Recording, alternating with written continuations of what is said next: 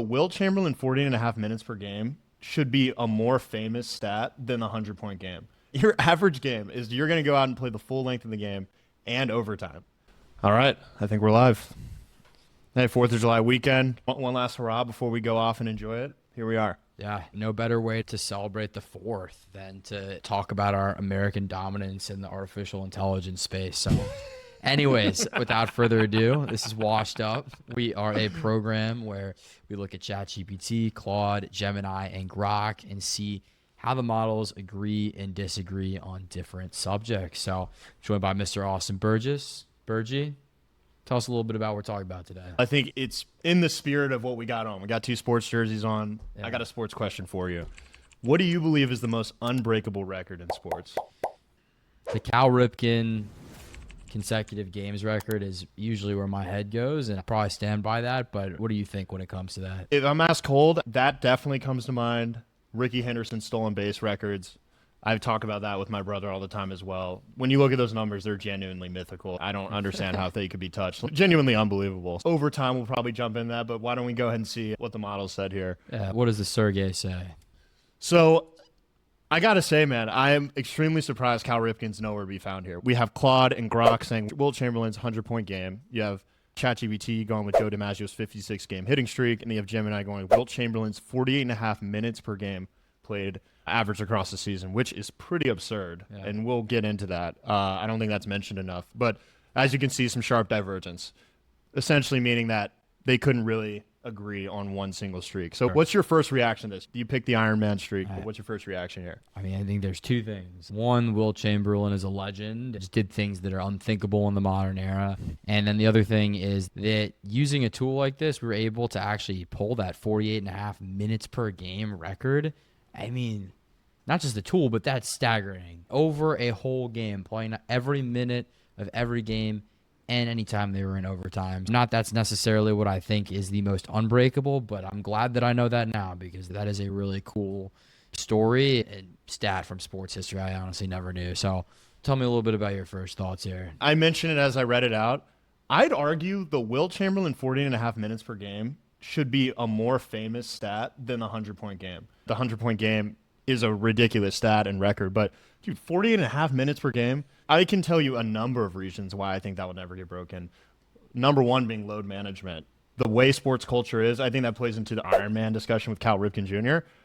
You're not only playing a full game, you're averaging more. Your average game is you're going to go out and play the full length of the game and overtime. I didn't know that. Shout out Cergai for surfacing that and for Gemini making that pick, but I think that's my first reaction here. Yeah, I'm with you. I don't even know how it's possible. I think it's one of those records like Ripken's where the littlest thing can go wrong and it would change it no matter how good of a player you are. And you have to be a pretty good and durable one to get there in the first place.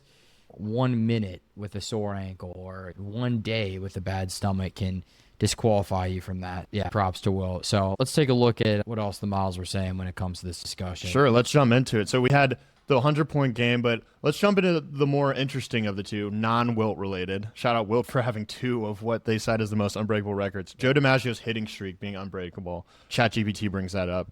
I'll let you get your first take on that. 56-game hitting streak, pretty absurd. Do you know off the top of your head what the closest is, the second closest is? I think it was 45 games, Wee Willie Keeler. Is what we You would know that. Yeah, I think it's around there. We looked that up before, but it's interesting that GPT went that baseball route, and while Claude stood by Wilt's 100-point game, but at least it brings up the Ripken record. I mentioned that earlier as my take.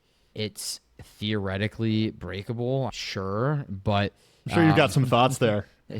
Yeah, I don't know. What's the probabilistic assault on Cal Ripken's streak? I don't know, and I'd love to see how it compares to DiMaggio, but yeah, I think that all of these models are living in the right world. So sure. With that being said, what do you think is missing here? It talks about Nolan Ryan's strikeout record, but tell me a little bit more. You mentioned Ricky earlier. What else do you think belongs in this discussion? Yeah, so I got to shout out Ricky Henderson. I think other ones that come to mind, I hear all the time about Wayne Gretzky's points. I'm not cultured enough on hockey, but some of the things I've looked up, that always comes up. I think LeBron's points is worth bringing up, and I'd throw Brady's 7 rings, although that might be approached. Mahomes has that kind of range, but I think that's worth bringing up as well. What else do you think I'm missing there, though?